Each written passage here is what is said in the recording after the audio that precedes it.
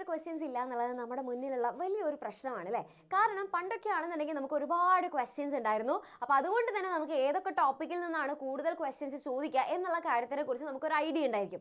പക്ഷെ ഇപ്പോൾ അങ്ങനെയല്ല, ഏത് ഭാഗത്തു നിന്നാണ് ക്വസ്റ്റ്യൻ ചോദിക്കുക എന്നുള്ളതിനെ കുറിച്ച് നമുക്ക് ഒരു ഐഡിയ ഇല്ല. പ്രത്യേകിച്ച് 10ാം ക്ലാസ്സിലും അതേപോലെ തന്നെ 8ാം ക്ലാസ്സിലൊക്കെ പഠിക്കുന്ന കുട്ടികളാണെന്നുണ്ടെങ്കിൽ അവർക്ക് ഇപ്പോഴാണ് സിലബസ് മാറിയിട്ടുള്ളത്.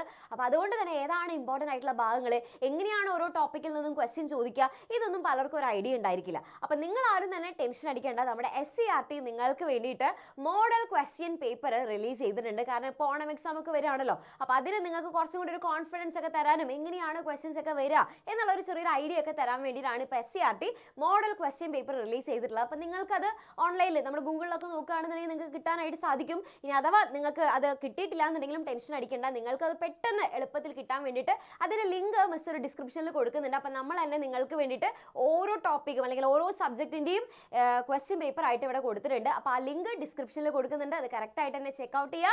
ദെൻ എന്ത് ചെയ്യുക, അത് കറക്റ്റായിട്ട് ചെയ്ത് നോക്കണം. നമ്മളത് വെറുതെ ഓക്കെ ക്വസ്റ്റ്യൻസ് ഒക്കെ കണ്ടു, ഓക്കെ നല്ല ക്വസ്റ്റ്യൻസ് എന്ന് പറഞ്ഞിട്ട് പോകരുത്.